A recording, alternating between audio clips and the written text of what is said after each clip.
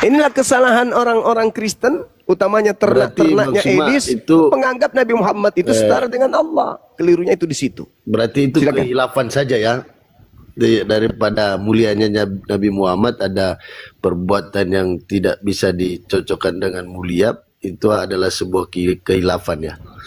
Ya, maksud Anda kan bertanya, Nabi Muhammad maha mulia. Saya katakan enggak. Nabi Muhammad itu makhluk yang mulia. Bukan. Apa yang salah dari Nabi Muhammad menurut saudara yang mencederai kemuliaan? Apa yang salah? Contoh. Yang mulia. Contoh. Sifatnya Apa Nabi yang salah pada diri Nabi Muhammad yang mulia ini? Ada beberapa.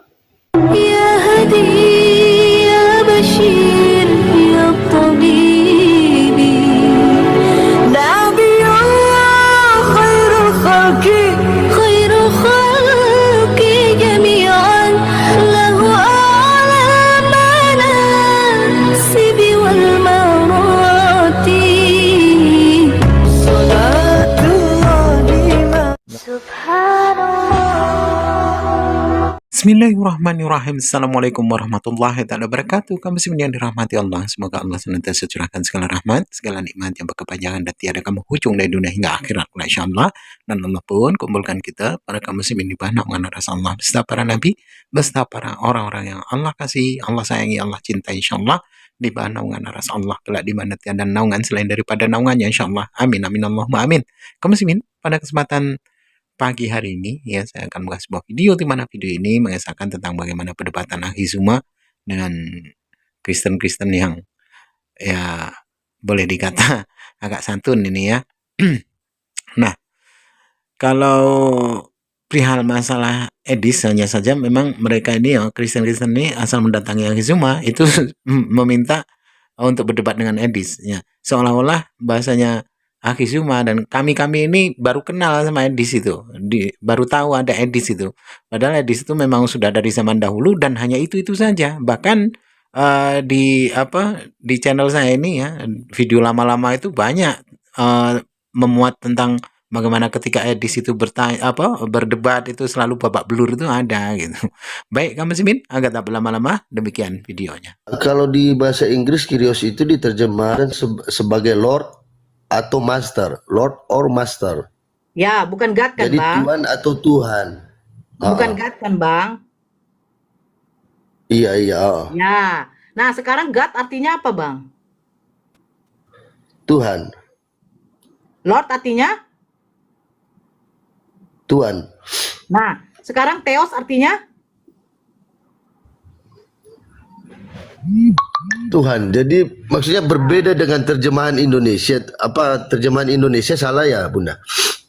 Ya, salah lah, Bang. Bagaimana mungkin Lord dengan God mau disamakan, Bang?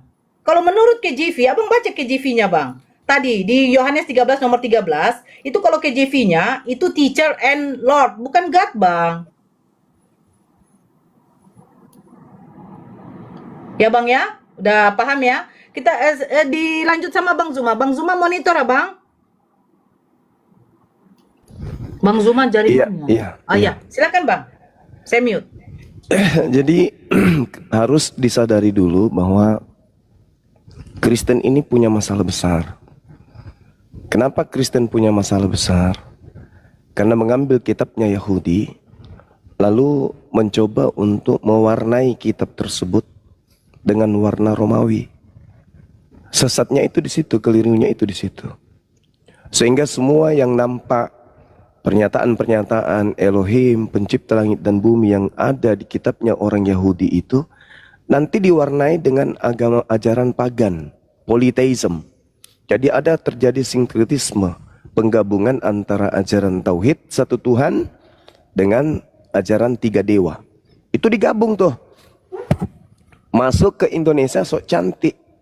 Memaksakan Tuhan adalah Tuhan, Tuhan adalah Tuhan, manusia adalah Tuhan dan seterusnya. Jadi ada kepayahan yang terjadi bagi pihak Kristen untuk menjelaskan kepada umat Islam yang beraliran tauhid sama seperti Yudaism. Padahal Kristen yang benar itu adalah Kristen yang jujur bahwa sebenarnya menurut pendiri agama Kristen yang adalah Paulus itu orang Kristen tidak boleh mengharapkan kebenaran dalam hukum Taurat, nggak boleh. Lepas totalitas Taurat itu. Karena kapan Taurat itu masih dianggap ada kebenaran di dalamnya, maka sia-sialah kematian Kristus, makhluk padang gurun yang datang kemudian kepada Paulus. Itu sia-sia. Jadi Kristen yang benar harus melepaskan Taurat. Jangan bawa-bawa Tuhannya Yahudi dalam hal ini, tapi harus membawa Tuhannya Romawi. Maka apa rujukannya? Rujukannya ya Efesus 2 nomor Bang Suba, 6, jaringan saya 7 dan tadi 8. lemot. Ya, silakan. Ini Silakan, saya Bang. mau bertanya dikit aja, Bang Suma. Apa menurut Bang Suma si kemarin waktu debat sama RK itu, atau pernah saya dengar debat sama Edis TV, Ya, coba jelasin ke saya gimana di situ, apa Bang Suma merasa lebih benar dari mereka, atau jawab jujur, ini jujur saya pengen tahu. Atau apakah ada kebenaran di dalam pernyataan mereka yang mengarah pada sebuah data? jadi gini, saudara. Terkait dengan RK, ketika dia minta pernyataan saya, apakah Bang Suma setuju anak Maria itu Kristus? Saya katakan setuju. Karena memang dia adalah manusia yang diurapi. Jelas itu. Tapi karena gara-gara saya setuju bahwa Yesus adalah Kristus anak Maria, malah saya dinyatakan kalah. Harusnya yang kalah itu dia. Kenapa? Kalau yang mereka sembah itu adalah anak Maria, satu, mereka menyembah manusia. Dua, berarti mereka mengingkari Kristus yang datang kepada Paulus di padang gurun. Kenapa? Karena Kristus yang datang kepada padang gurun di Paulus di padang gurun itu bukan manusia. Sedangkan Kristus anak Maria jelas adalah manusia. Dua Kristus yang berbeda. Harusnya dia yang kalah, bukan Bang Suma yang kalah. Kalau dia mengiyakan bahwa Kristus yang dia sembah adalah Kristus anak Maria, berarti dia kalah keteteran 2 poin. Pertama, ternyata yang disembah oleh orang-orang di gereja itu manusia, anak tirinya Yusuf. Ternyata orang Kristen ini bertuhan kepada manusia anak Yahudi dari keturunan Yehuda, cucunya Nabi Daud alaihissalam. Bukan makhluk yang keluar dari kubur yang mengaku kepada aku telah diberi kuasa langit dan bumi. Bukan makhluk yang mengaku Yesus di Pulau Patmos yang dia katakan akulah Alfa dan Omega, bintang timur. Gereja harus menanggalkan itu. Kalau menyatakan dengan kekalahan secara absolut ada di pihak Bang Suma. Tapi kan dia dimenangkan hanya karena aturan yang dibuat-buat. Sementara kalau Anda jeli melihat diskusi itu, yang kalah itu mereka. Kenapa? Dia mengakui kalau yang mereka sembah itu manusia. Kalau Kristen ternyata terciduk menyembah anak manusia, sepupunya Yohanes, ponaannya Elizabeth, maka gulung semua, bubarkan itu gereja. Ternyata Kristen ini penyembah makhluk. Iya toh? Kalau saudara mengakui dan mengiyakan bahwa RK itu setuju yang mereka sembah adalah Kristus anak orang, maka yuk mari kita gaungkan. Ternyata Kristen ini penyembah manusia. Dah selesai kan? Ya sih, Kalau yang kalah di ya situ kalah sih aja, menyayangkan Iya, sekali. saya kalah dengan Pada aturan saat itu. itu Karena jangan saya berdalih Bang Suma gitu tidak loh. Biar enak mengklarifikasi dengarnya. kalau iya silakan, nggak apa-apa. Bang Suma merasa Iya. RK itu salah, saya yang benar. Kenapa nggak klarifikasi gitu? Terus kembali ke masalah Edis TV. Saya sering lihat debat Bang Suma sama Edis TV. Di situ ada beberapa argumen yang disampaikan Edis TV tentang keislaman, tapi di situ notabene juga Bang Suma banyak juga yang saya lihat ada kekurangan. Maksud saya gini, menurut Bang Suma, apakah Edis TV itu dapat dikatakan benar menurut Bang Suma ya? Iya, jadi kalau saya disuruh belajar anak TK usia 3 tahun tentang Al-Quran, Dibandingkan kepada Edis, saya lebih memilih belajar kepada anak TK usia 3 tahun daripada ke Edis. Kenapa? Edis itu bukan paham Al-Quran. Edis itu cuman menguasai ilmu framing, logikal falasi yang dia punya. Tapi untuk memahami Quran, Edis nggak ada ilmu. Layangan tantangan saya udah sampai ke dia. Apa yang saya katakan? Mari kita diskusi head to head. Temanya 2 Kristus versus 2 Rab. Sampai hari ini belum ada jawaban. Tapi Bang Suma, Edis TV itu membawa sebuah data yang valid, yang sering saya buka juga di ada terjemahan pada Quran. Itu valid loh, itu benar. Terus banyak juga orang Muslim yang sulit menjawab tentang 2 robnya di agama Muslim. Itu yang menjadi kebingungan. Terus saya bilang, ternyata di Muslim juga ada 2 rob. Karena ada beberapa orang Muslim saya lihat mengakui bahwa Muhammad itu disetarakan dengan Allah gitu. Tidak ada jadi, umat Islam yang menyetarakan Allah dengan Nabi Muhammad. Itu nggak ada. ada loh Bang, rasanya ada beberapa itu Kristen umat yang Muslim, ke-Islam-Islaman yang nyamar-nyamar jadi Islam, yang sudah disetting oleh Edis di belakang layar. Seperti seorang yang mengaku dari Malaysia bernama Lina itu Kristen. Tapi saya udah cek sih. Nggak bisa Bang, nggak bisa. Coba sekarang. Di mana dalilnya di dalam kitabnya umat Islam Nabi Muhammad itu setara dengan Allah? Mana dalilnya? Itu cuma logika yang dibuat-buat. Logika falasi yang dibuat oleh Edis. Bagaimana seorang Edis yang tidak mengerti Al-Ijazul Balagha mau menjelaskan tentang isi Quran, yang tidak paham tentang Al-Ijazul Tashri mau menjelaskan tentang Al-Quran? Bagaimana mungkin anak TK yang membaca buku sampul kedokteran lalu buka praktek? Nggak bisa.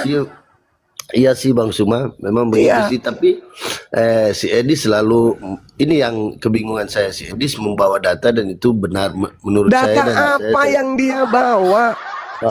Sekarang begini saudara, saya seorang Muslim. Gini, Bang Suma. Sabar. Gini. Sabar. Ketika ada data tertulis Ra Ha Mim dibaca Rohim, bolehkah Anda mendefinisikan kata Rohim dalam Al-Quran ini? Silakan. Apa itu Rohim? Enggak, kalau saya enggak menguasai itu Bang Suma. Jadi menurut tradisi Quran, Rohim itu kasih. Menurut tradisi Edis, Rohim itu perut. Nyambung enggak? Kenapa Edis mengatakan Rohim itu perut? Karena dia tahu dalam rahim wanita itu, di dalam diri wanita itu ada disebut rahim. Rahim itu perut, kandungan. Dia memaknai Al-Quran dengan definisi rasa bahasa Indonesia. Nyambung nggak dengan kaidah Islam? Nggak nyambung. Ada data, ada. Dia bawa kata rahim. Rahim itu data. Begitu dia jelaskan, ternyata rahim menurut dia itu adalah kandungan, isi perut wanita. Kenapa bisa demikian? Karena dia tidak ngerti Al-Ijazul Balag, Al-Ijazul Tashri, Al-Ijazul Ilmi. Dia nggak paham. Ada data dia bawa, tapi data itu digunakan untuk logikal falasi. Dia hanya menggunakan data itu menipu sesamanya orang bahlul. Orang paham Quran mana bisa? Orang dia baca Quran aja nggak bisa. Disuruh baca ejaan Al-Quran nggak bisa. Sedangkan kaidah memahami Al-Quran itu ada yang disebut Al-Ijazul Adadi, Al-Ijazul Ilmi, Al-Ijazul Tashri, Al-Ijazul Balagh dan seterusnya. Ada i'rab, ada balagha, ada nahwu, ada sarab, ada tafsir. Ilmunya itu berlandaskan kepada disiplin ilmu Quran. Edis punya ilmu apa? Yang Edis punya hanya ilmu congor. Yang penting terjemahannya begini. Oh begini, oh ternyata begini. Ya itu ternyata buat dia, perspektif dia. Sedangkan belajar Quran itu kaidah pertama, pintunya adalah qiraat. Tidak bisa qiraat menjelaskan Al-Quran. Hei, bagaimana bisa? Yang percaya hanya pasien-pasien rusak. Begitu saudara. Edis bagi orang yang tak berilmu hebat. Tapi bagi kami dia hanyalah seekor kambing yang diberi ruh untuk berbicara layaknya manusia. Iya sih, soalnya ada beberapa data juga Bang Suma yang pernah saya lihat Bang Suma mengutip Bible ternyata itu juga salah. Yang Apakah mana? kenapa Bang Suma udah tahu itu salah kok terus merasa benar? Coba tunjukkan yang mana yang salah. Bentar Karena ya, di Indonesia cari ya. ini, Karena saudara, ada ayat yang Bang Suma mengutip bahwa Tuhan orang Kristen itu menyuruh membunuh, bunuhlah mereka gini-gini. Ternyata setelah saya baca nggak seperti itu. Inilah kelemahan orang Kristen karena akal sudah dimatikan oleh Paulus berdasarkan perintahnya di dalam 1 Korintus 1:19. Aku Paulus mematikan akal orang cerdas dan kecerdasan orang-orang yang bijak aku lenyapkan. Makanya itu seperti ini.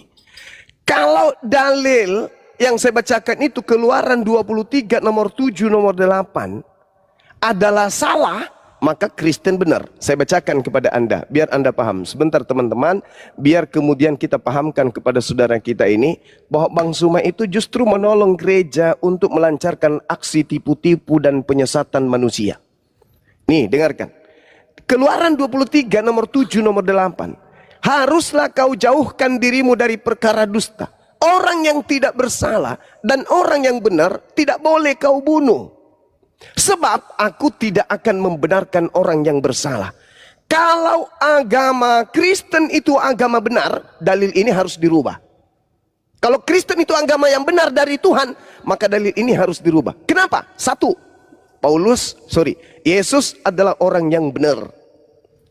Yesus adalah orang yang tidak bersalah. Pertanyaannya, berdasarkan Keluaran 23, 7 dan 8, boleh tidak Yesus itu dibunuh? Nggak boleh. Tetapi karena Kristen dianggap agama benar, maka dalil Keluaran 23 nomor 7 nomor 8 ini harus dirubah. Supaya Kristen menjadi benar. Maka ketika dia dirubah, apa bunyinya? Supaya Kristen itu benar. Haruslah kau dekatkan dirimu kepada perkara dusta. Orang yang tidak bersalah dan orang yang benar boleh kamu bunuh. Sebab aku Tuhan akan membenarkan orang yang bersalah. Rubah. Harus kau rubah. Supaya ajaran Kristen sesuai dengan firman Tuhan. Tetapi kalau tidak dirubah, maka agama Kristen kembalinya ke dalam api neraka. Kenapa? Ini larangan Tuhan. Jangan kau membunuh orang yang tidak bersalah. Jangan kau bunuh orang yang benar. Itu kata Tuhannya di dalam kitab yang Anda ambil dari kitabnya orang Yahudi. Boleh nggak Yesus dibunuh menurut Keluaran 23? Tidak boleh. Tetapi katanya bunuh Yesus itu menyebabkan keselamatan. Bunuh Yesus itu menyebabkan dosa-dosa waris itu dihapuskan. Berarti dalil ini harus diganti. Dalil ini harus diganti. Karena Yesus berkata, sekali lagi.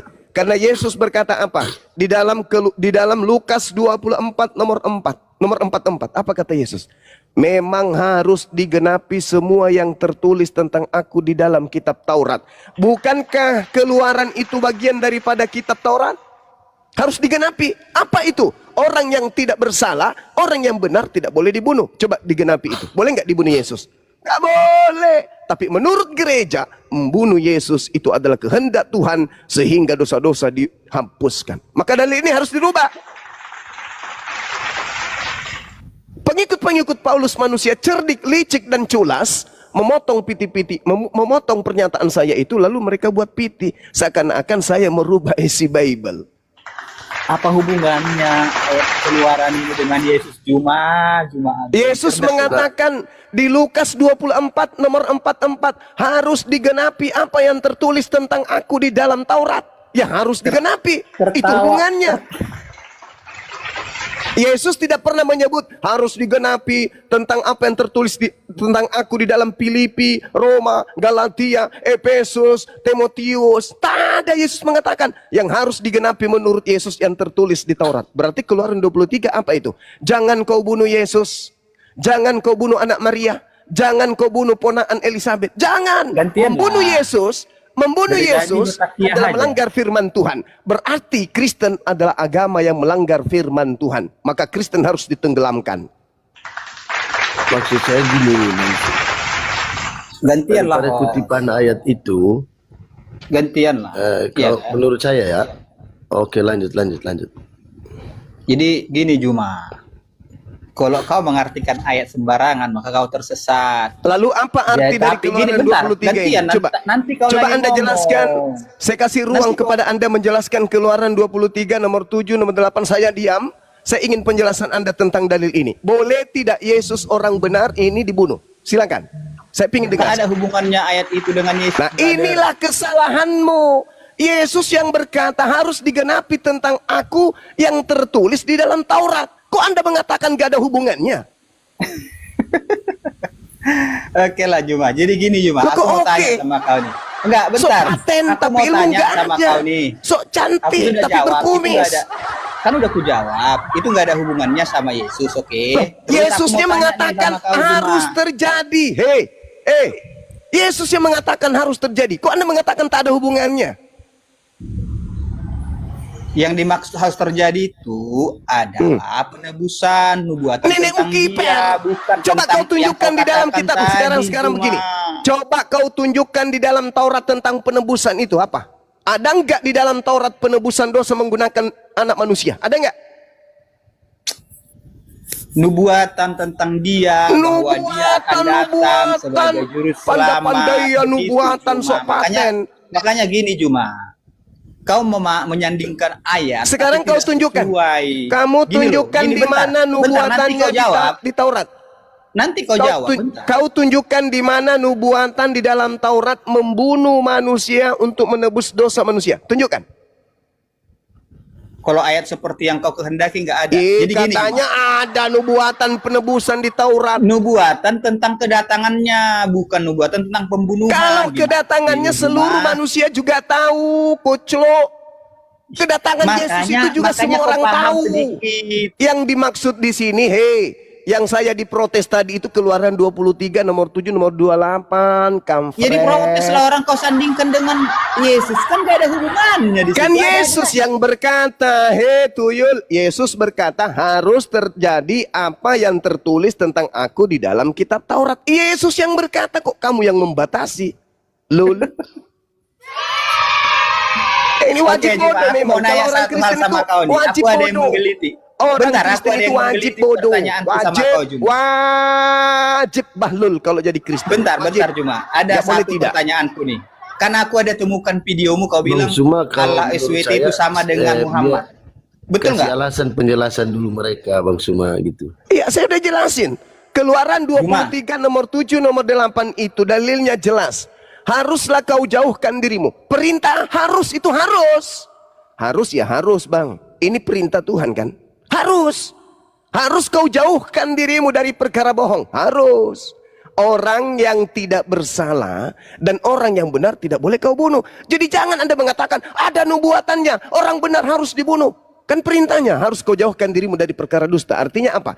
Karena Kristen ini sudah terbentuk menjadi sebuah organisasi yang besar, maka dunia harus menjauhkan diri dari agama Kristen. Mana dalilnya agar menjauhkan diri dari agama Kristen? Keluaran 23 nomor 7 nomor 8. Haruslah kau jauhkan dirimu dari perkara dusta. Kristen itu perkara. Datang membawa perkara, Tuhan nusul ke bumi, orang benar yang turun ke bumi, orang yang dikasihi Tuhan, orang yang dimuliakan Tuhan, dia adalah jalan kebenaran, kudu wajib dibunuh secara terkutuk di atas tiang salib. Perintah Tuhannya percaya atau jangan percaya? Jauhi atau dekati? Perintah Tuhannya jauhi. Kamu harus menjauhi agama Kristen. Dalilnya Keluaran 23 nomor 7. Jelas itu. Bisanya Bang cuma Suma yang cengengesan. Oke, udah Juma.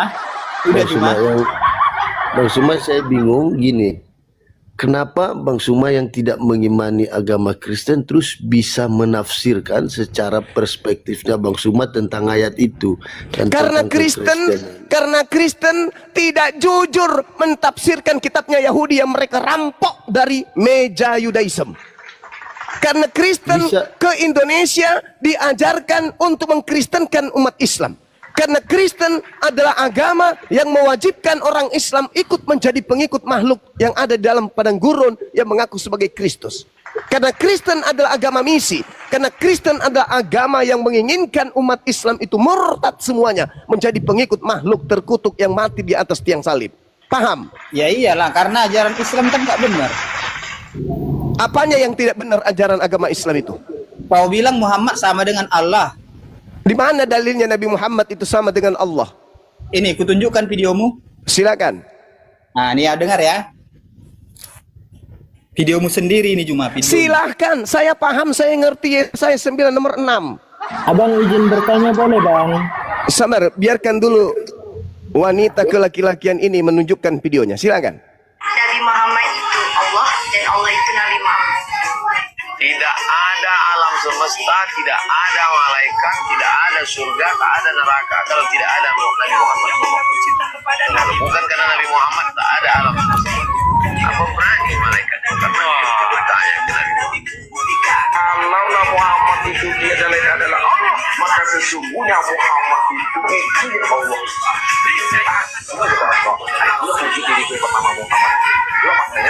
Apa? Apa itu? Woi musik. Apa itu? Kamu putar apa kau, pengikut Paulus, penyembah makhluk Kristus Tadi saya padang dengar gurun? Apa kayaknya yang itu kau pernyataan si Abdul Somad Sebentar, ya. suaramu Bang Suma. sebentar lagi, suaramu sebentar lagi. Oh, Sabar. Ya udah lu putarnya pas suaranya aja, jangan pakai musik lah.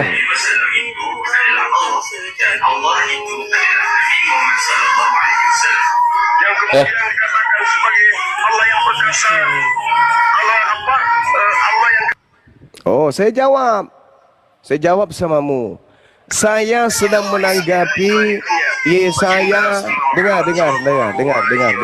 Saya sedang sudah, saya sudah paham itu. Itu potongan-potongan.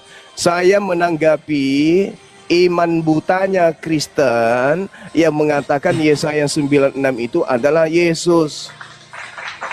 Oke, di mana di sana yang ditujukan dalil itu adalah Raja Hezekia. Hezekia manusia, disebut Allah yang perkasa, bukan Allah Subhanahu wa taala.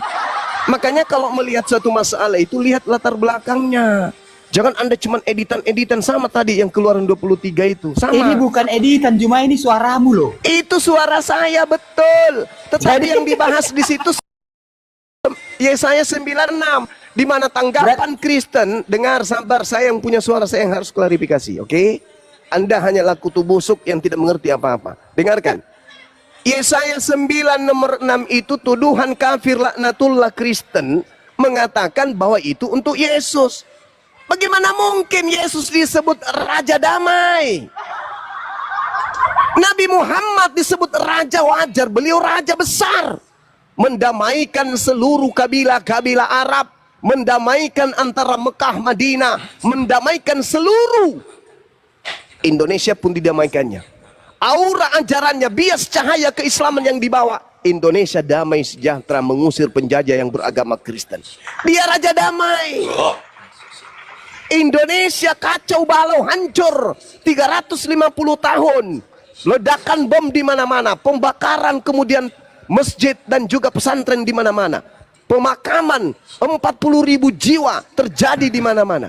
Pelakunya Kristen. Tak ada kemudian kedamaian di Nusantara ini. Masuk Islam kemudian ajaran Nabi Muhammad lantas menjadikan Nusantara ini damai sejahtera. Itu yang disebut Raja Damai, Sarsalun. Bang Zuma, saya Yesus mengerti. mendamaikan siapa? Yesus. Siapa yang didamaikan oleh Yesus? Tak ada Cahayu. Juma. Apa yang didamaikan oleh Yesus? Coba apa? Adakah Allah di Pertanyaan Indonesia saya- bang? Apa? Bang Suma. Apa yang didamaikan oleh Yesus? Jadi dalil Yesaya 9 nomor 6 itu kalau dipaksakan untuk dibawa ke Yesus, maka lebih pantas untuk nabiku baginda Rasulullah Muhammad sallallahu alaihi wasallam. Itu yang betul. Bang Suma, pertanyaan Apakah saya ada gini Allah boleh di nggak? Indonesia? Oke. Tidak bang Suma, sehingga dia bisa memerdekakan Indonesia. Bisa buktikan. Apa? Ulang pertanyaannya. Apakah ada Allah di Indonesia sehingga dia memberikan kemerdekaan kepada Indonesia? Ada tidak? Allah pencipta langit dan bumi, bukan seorang bayi yang ngusul ke bumi untuk isap puting. Allah Subhanahu wa taala adalah pencipta alam semesta. Alhamdulillahi rabbil alamin. Allah itu adalah Tuhan semesta alam. Jangankan di Indonesia, alam jagat raya, langit dan bumi beserta keduanya, beserta isi yang ada di antara keduanya adalah milik kepunyaan Allah. Dan Allah tidak pernah lengah setitik pun dari makhluknya. Tidak Saya seperti buktikan, ya. Yesus. Tuhan kau itu Yesus, tidur, buktikan. Saya lemah buktikan. dan seterusnya. Sebentar, Silakan. saya buktikan. Saya Silakan. buktikan. Silakan. Ketika Anda sholat, Arah kiblat Anda kemana? Arah kiblatnya, arah ibadahnya ke Mekah, Kenapa ke Mukarramah. Mekah? Itu perintah Tuhan kami. Perintah apa? Perintah apa? Perintah apa? Coba. untuk mengarahkan wajah ke Ka'bah. Di mana itu? Di mana? Al-Quran coba Al-Quran sebutkan. yang mengatakan Coba itu. sebutkan. Coba sebutkan. Al-Quran yang memerintahkan. Sama Coba dengan di sebutkan. dalam, sama Coba. di dalam kitabnya orang Yahudi pun diperintahkan bahwa seluruh umat tadinya memiliki kiblat. Hanya orang Kristen yang tidak punya kiblat. Dalilmu mana? Dalilmu Al-Quran. mana? Al-Quran Saya di dalam menjelaskan. Bible ada Kalau saya dalil. tunjukkan Al-Quran surah Al-Baqarah ayat 148. Kau mau apa? Al-Quran surah Al-Baqarah ayat 144. Kau mau Sebutkan apa? apa itu? Apa itu? Sok paten, jangan sok cantik. Udah, sekarang kau tunjukkan di mana kiblatnya orang Kristen. Saya Mana? menunjukkan kepada Anda di kitab bilangan sebentar. Itu Anda kitabnya tidak bisa orang menjawab, Yahudi, ya. Anda tidak perampok, bisa menjawab. perampok. Sebentar. Hei, Anda perampok, tidak bisa menjawab bahwa perampok. itu perintah. Maling, maling kuclo. Maling rampok Cuma, kitabnya cuma Yahudi. saya bertanya sedikit, boleh nggak, Diam Bang dulu Suma? saudara, diam dulu. Saya minta agama Kristen, bukan agama Yahudi. Tidak bisa menjawab. Saya minta kitabnya, hei, saya minta dalil dari kitabmu, bukan kitabnya Yahudi. Tunjukkan, silakan. Kalau Al-Quran jelas. Ini kitab kami. Taqalluba wajhika fis sama, falanuwalliyannaka kiblatan tardaha, fawalli wajhaka syatral masjidil haram. Dalil Quran. Sekarang kau tunjukkan kepada saya dalil kiblat di kitabmu. Jangan kau bawa kitabnya Yahudi. Ku robek nanti mulut kau. Kitabmu sendiri yang kau bawa. Perjanjian baru. Kitabnya Kristen itu adalah perjanjian baru, bukan perjanjian lama. Karena Allah melihat Muhammad. Saya kau minta tunjukkan dalil. Menurut Saya Muhammad. kasih dalil. Sekarang giliranmu tunjukkan dalil di perjanjian baru. Bahlul, di kitabmu di perjanjian barumu tunjukkan arah kiblatmu di mana. Saya jawab kau nanti ini. Dengar. Oh, kalau kau tidak bisa jawab saya, kau turun. Jangan sok cantik depan saya. Saya kalau orang Kristen berdebat dengan saya tak ada ilmunya, itu seperti monyet yang dikasih kemampuan berbicara. Kau turun. Kau turun. Kalau kau tidak bisa tunjukkan dalil di agamamu, jangan kau pakai kitab agamanya orang Yahudi. Jangan. Itu bukan kitabmu, itu kitab curian. Saya bertanya sedikit, boleh nggak? Ya, silakan. Ini kebiasaan Kristen ini. Tadi saya menyimak Sedikit-sedikit tentang- lari di kitabnya Yahudi, sedikit-sedikit lari di kitabnya Yahudi. Berdiri Ya. sendiri dong. Agama Vatikan Romawi berdiri sendiri dong. Jangan ambil dari kitab curian. Lanjut. Tadi Bang Suma ada pernyataan dari Ustadz Abdul Somad itu, katanya kalau nggak ada Nabi Muhammad nggak ada semuanya. Jadi apakah dari pernyataan itu kalau saya mendefinisikan bahwa Abdul Somad menganggap Nabi Muhammad itu setara dengan Allah, bisa nggak ke situ? Oh enggak bisa Bung. Allah menciptakan alam semesta dengan nur Muhammad. Itu jelas itu. Allah menerangkan dalam Al-Quran surah An-Nur, Allahu nurus samawati wal ar, mathalu nurihi kamishqa fiha misbah. Jadi orang Kristen tidak akan pernah paham itu. Baginda Rasulullah Muhammad sallallahu alaihi wasallam dengan nur yang diciptakan oleh Allah untuk menciptakan alam semesta itu berbeda dengan kemanusiaan Nabi Muhammad. Nur Muhammad dengan Nabi Muhammad itu adalah berbeda. Jangan kamu anggap. Sedangkan kalau berbicara dengan tentang Nabi Muhammad, apa kata Nabi Muhammad? Kul, wahai Nabiku Muhammad, katakan kepada manusia, la amliku li nafsi naf'an wala darran illa ma sya Allah. Aku Nabi Muhammad tidak kuasa mendatangkan manfaat maupun menolak mudarat bagi diriku kecuali apa yang dikehendaki oleh Allah. Walau kuntu a'lamul ghaib la lastaqzartu minal khair. Itu perintah Allah kepada Nabi Muhammad untuk menyampaikan kepada seluruh umat manusia. La amliku li nafsi naf'an wala darran illa ma sya Allah. Aku tidak bisa dari diriku sendiri kecuali atas izin Allah. Tuh. Jadi Nur Muhammad dan Nabi Muhammad itu adalah dua kaidah yang berbeda. Yang diterangkan guru saya, Ustadz Uwas itu Nur Muhammad, bukan Nabi Muhammad. Kesalahan orang Kristen yaitu dianggapnya Nur Muhammad itu adalah anak dari Abdullah dan Aminah. Ya Bang Suma, mengerti Pak.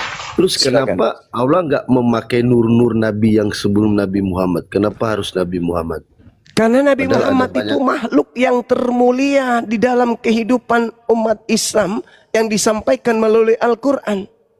Berarti Allah Subhanahu wa Ta'ala Allah itu menjelaskan lebih memprioritaskan umat muslim ya. betul. Makanya dia ditunjuk sebagai khataman nabiyyin. Dia ditunjuk sebagai rasul penutup. Wa idh ahazallahu mitsaqan nabiyyin lama ataitukum min kitab wa hikmah thumma ja'akum rasulun musaddiqul lima ma'akum latu'minunna bihi wa latansurunna. Ingatlah ketika Allah mengambil perjanjian di alam roh dari seluruh nabi-nabi yang akan diutus oleh Allah di atas muka bumi. Apa kata Allah? Manakala aku memberikan kitab dan hikmat kepadamu, lalu datang kepadamu seorang rasul yang membenarkan apa yang ada pada kamu, niscaya kamu akan sungguh-sungguh beriman kepadanya dan menolongnya. Allah berfirman, apakah kamu setuju dan menerima perjanjian agung denganku atas demikian itu?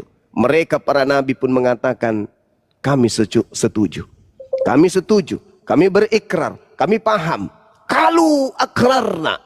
Maka kata Allah, kalau begitu bersaksilah kamu wahai para nabi, fashhadu wa ana ma'akum minasyahidin, dan aku Tuhanmu pun bersaksi bersama kamu tentang kuutusnya seorang rasul manusia yang paling mulia, yaitu baginda Rasulullah Muhammad sallallahu alaihi wasallam. Al-Qur'an surah Ali Imran ayat 81. Jadi Nabi Muhammad itu makhluk yang paling mulia. Di antara seluruh makhluknya Nabi Muhammad makhluk yang paling mulia. Maka Allah menciptakan alam semesta dengan Nur Muhammad. Begitu saudara. Cuma, apakah mulia itu, kemuliaan itu hanya milik Allah, nggak bisa milik manusia? Makhluk yang ada di atas muka bumi dan yang ada di atas langit itu adalah serpihan-serpihan cahaya yang berasal dari Allah itu sendiri. Mulianya makhluk cerminan kemuliaan Sang Pencipta. Manusia itu mulia, Penciptanya maha mulia. Manusia itu mendengar, Penciptanya maha mendengar. Manusia itu melihat, makhluk itu melihat, Penciptanya maha melihat. Kemuliaan yang dimiliki oleh makhluk itu hanyalah bias dari kemahamuliaan Tuhan Penciptanya. Barakallahu fikum, Bang Afidah. Masya Allah. Begitu saudara. Kita ini siapa? Kita ini serpihan. Alam semesta ini siapa? Alam semesta ini serpihan. Serpihan apa? Serpihan keberadaan Sang Ada. Siapa dia? Dialah Allah pencipta langit dan bumi. Alam semesta ini tak ada. Yang ada itu hanya Allah. Sehingga alam semesta ini adalah jejak yang disimpan oleh Allah bahwa Allah itu ada. Adanya alam semesta, bukti adanya Allah. Tidak adanya alam semesta, kita tidak bisa meraba. Kenapa? Karena kita sendiri tak ada. Makanya agama yang benar adalah agama yang berkesinambungan antara kitab sucinya dengan akalnya. Kenapa? Karena pencipta langit dan bumi memberikan jejak rambu-rambu kepada makhluknya bernama manusia untuk kemudian menjadi titah yang dirambak kemudian hari demi hari, minggu demi bulan, tahun untuk sampai kepadanya. Dengan cara apa? Dengan cara akal. Orang yang menggunakan akalnya akan tahu jejak kembali kepada Tuhannya. Tetapi orang yang mati akalnya, dia tidak akan tahu cara jalan menuju kepada Tuhannya. Maka akal dan ruh yang ada pada diri manusia, dua serpihan cahaya yang penciptanya titipkan. Engkau ingin tahu siapa aku? Tanya hatimu, tanya akalmu. Tapi di Kristen akal harus mati. Bagaimana mau kembali kepada Tuhan yang benar? Mentok-mentoknya apa? Sampai kepada makhluk padang gurun yang mengaku Kristus ujung-ujungnya. Kenapa? Akal mati, hati gelap, kuping tuli, tak mendengar apa-apa. Oke, Bang Mulut Suma, bisu terakhir untuk saya menyatakan sebuah udah kebenaran. mengerti. Silakan. Terakhir aja biar saya turun. Silakan. Ini Bang Suma, kalau saya baca definisi mulia itu mulia itu sangat besar loh, artinya luas. Tetapi setelah banyak saya mendengar dan memahami, ada beberapa sifat Nabi Muhammad yang tidak bisa disetarakan dengan kata mulia itu, Bang Suma. Bisa nggak saya menerima penjelasan itu? Iya, jadi begini saudara. Al-Quran surah Al-Baqarah ayat 255. Allah Subhanahu wa taala menjelaskan apa tentang dirinya di sana. Allahu la ilaha illa huwal hayyul qayyum la ta'khudhuhu sinatun wa la naum. Lahu ma fis samawati wa ma fil ard. Man zal ladzi yasfa'u indahu illa bi itsni. Ya'lamu ma baina aydihim wa ma khalfahum. Wa la yuhituna bi syai'in min ilmi illa bima syaa. Wasi'a kursiyyuhus samawati wal ard wa la ya'uduhu hibzuhuma wa huwal aliyyul azim. Jadi Allah ketika dia mengatakan kemahamuliaannya, maka ketika berbicara maha mulia, al-aliyyul azim, maka Allah sedang berbicara hakikat ketuhanan. Sedangkan kata mulia ini sendiri, definisinya apa? Luhur, baik budi, tinggi, pangkat, berbicara mengenai terhormat atau kemuliaan atau martabat atau pangkat atau kedudukan. Nabi Muhammad punya kedudukan. Jadi kalau berbicara kata mulia, itu spesifik dengan kata luhur, baik, berharga, tinggi kedudukan, memiliki martabat dan seterusnya. Nabi Muhammad memiliki itu, yes, maka dia mulia. Sedangkan maha mulia itu hanya ada pada sisi Allah. Nabi Muhammad bukan maha mulia, enggak. Kalau Nabi Muhammad duduk pada perkara maha mulia, berarti dia Tuhan dong. Tidak, Nabi Muhammad tidak ada gelar maha mulia. Yang memiliki gelar maha mulia itu hanya Allah Subhanahu wa ta'ala. Kalau ada kehilapan beliau sebagai manusia, wajar. Wajar. Kalau dia hilaf, karena dia manusia biasa. Hanya diberi karunia kemuliaan sebagai Nabi dan Rasul.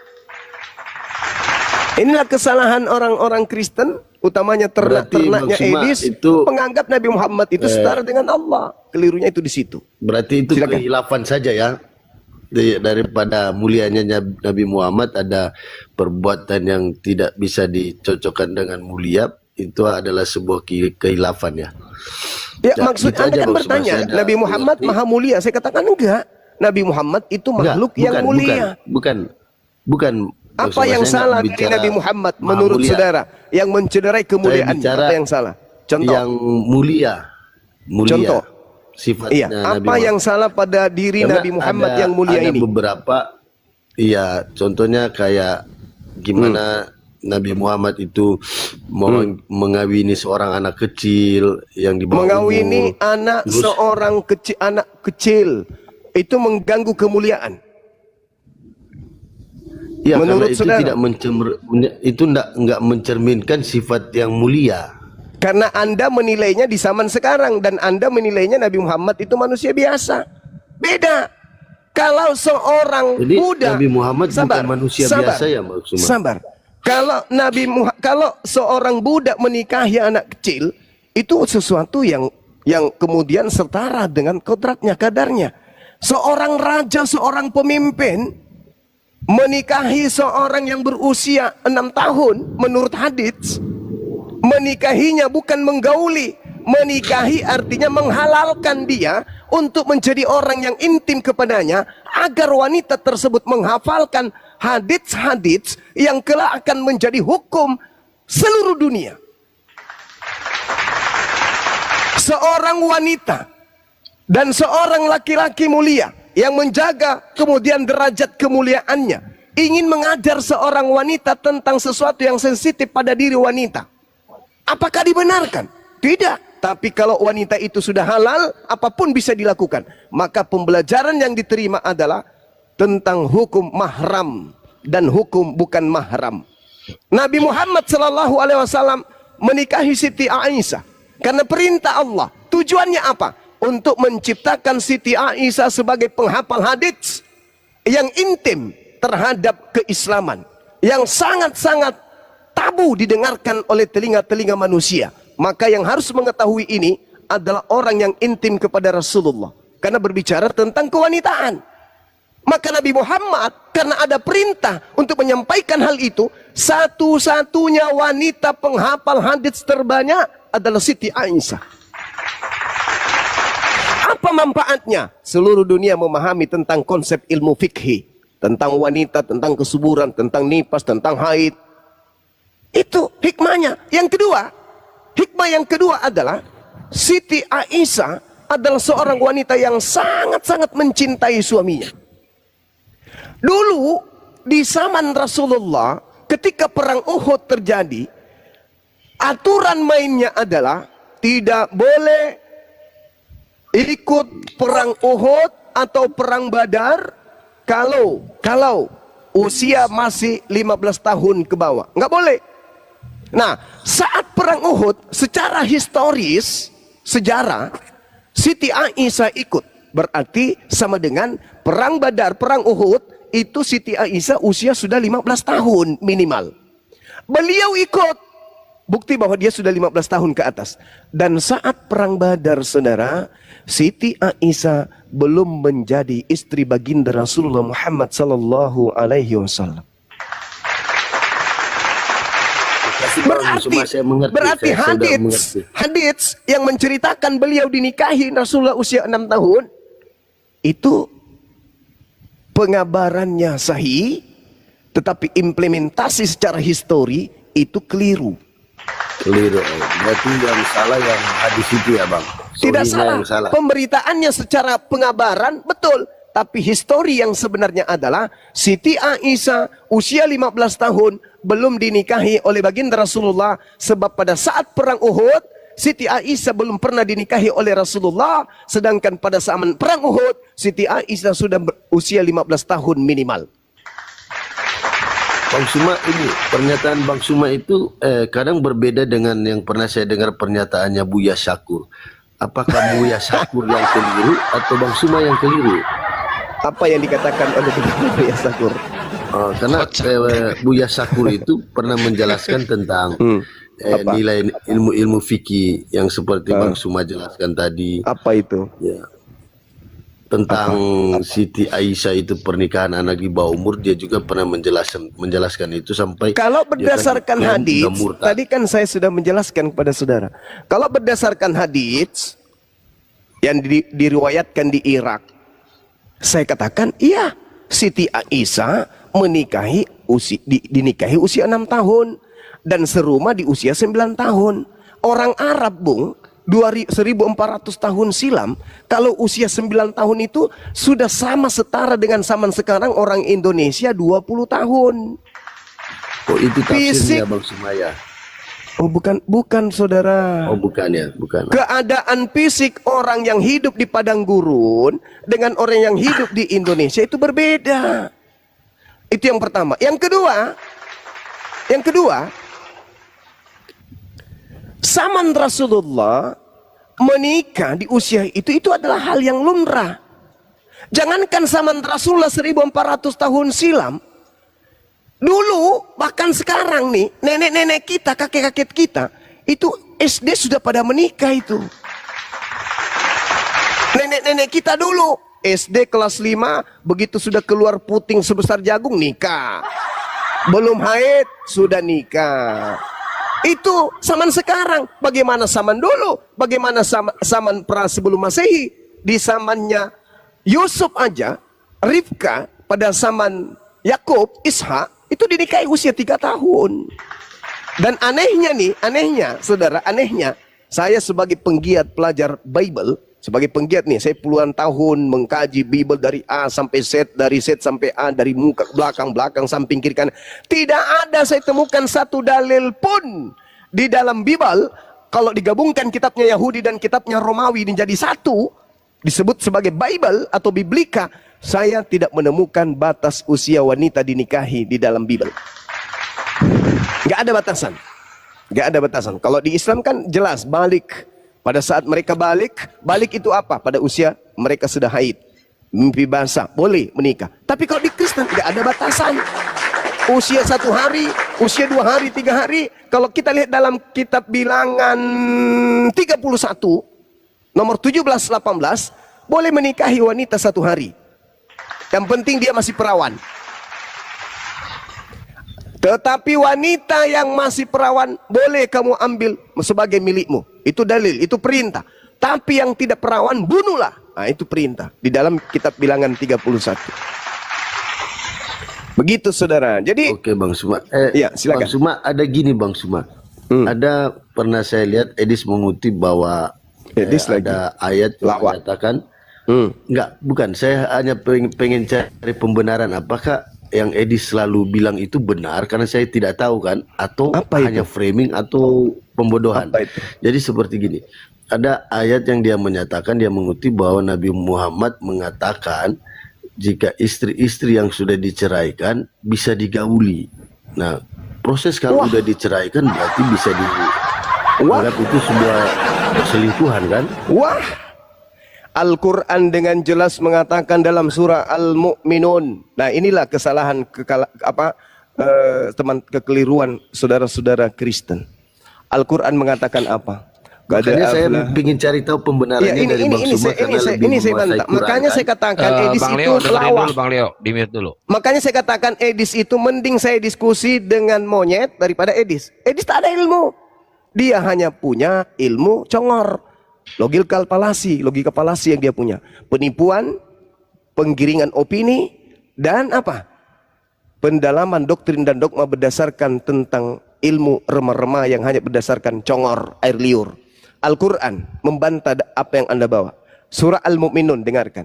Qad aflahal mu'minun. Sungguh beruntunglah orang-orang yang beriman itu. Siapa orang-orang yang beriman itu?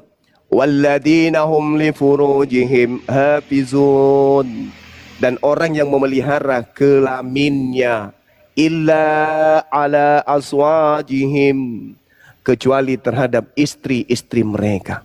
Apa kata Allah? Pamadi betangawara azalika faulaika humul adun. Tetapi barang siapa yang mencari di balik itu, berzina, menggauli yang bukan istrinya, maka mereka itu adalah orang-orang yang melampaui batas. Apa hukuman bagi mereka yang melampaui batas? Kata Allah, fi nari jahannam khalidina fiha abada. Mereka masuk ke dalam neraka jahanam, kekal di dalamnya. Itu kata Al-Quran. Tetapi apa kata Allah? Walladzina hum li amanatihim wa ahdihim ra'un. Dan sesungguhnya beruntunglah orang yang memelihara amanat-amanat tadi, tidak berzina, tidak menggauli yang bukan istrinya. Walladzina hum ala salawatihim khas yuhafizun. Dan orang yang memelihara salatnya, ulaika humul warithun, mereka itulah orang yang mewarisi alladzina yarithunal firdaus, yakni yang mewarisi surga firdaus, mereka kekal di dalamnya, hum fiha khalidun. Ini terbalik dengan pengajaran Edis congor, manusia pemakan sendal jepit. Iya, karena kemarin sih Bang Suma, Bang Edis saya nonton itu pernah nunjukin di Al Asab ya 51 gitu. Makanya saya bilang apakah itu dapat mencerminkan sebuah perkataan mulia bagi Nabi Muhammad. Allahu Akbar. Masya Allah, Masya Allah. Jadi saudara gini Bang Suma, saya pengen sekali lihat Bang Suma itu debat sama Edis biar saya semua juga sudah tahu layangkan bahwa tantangan saya. Kebenarannya dua Kristus versus dua Rob. Kayak kemarin Bang Suma debat sama RK itu saya lihat lebih asik sih ditonton, nggak terlalu diberi kesempatan satu-satu menjelaskan. Itu buat saya lebih, bagi saya ya lebih cepat dicerna dan dimengerti seperti itu Bang Suma. Makasih banyak Bang Suma, saya udah mengerti. Oke, saudara Leo, Anda berdiskusi dengan baik. Terima kasih. Iya, sip.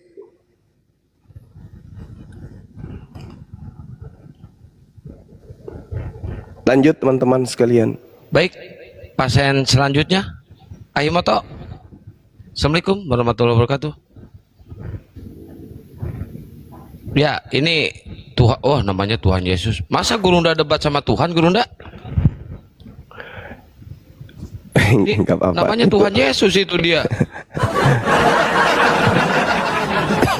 Assalamualaikum warahmatullahi wabarakatuh. Nah, demikian tadi kami ini yang dimana perdebatan itu berlangsung dan berakhir dengan baik ya, karena dari pihak Kristen santun ya, ketika bertanya itu tidak ngotot dan dapat mereka pahami gitu ya penjabaran dari apa yang disampaikan oleh Akhizuma.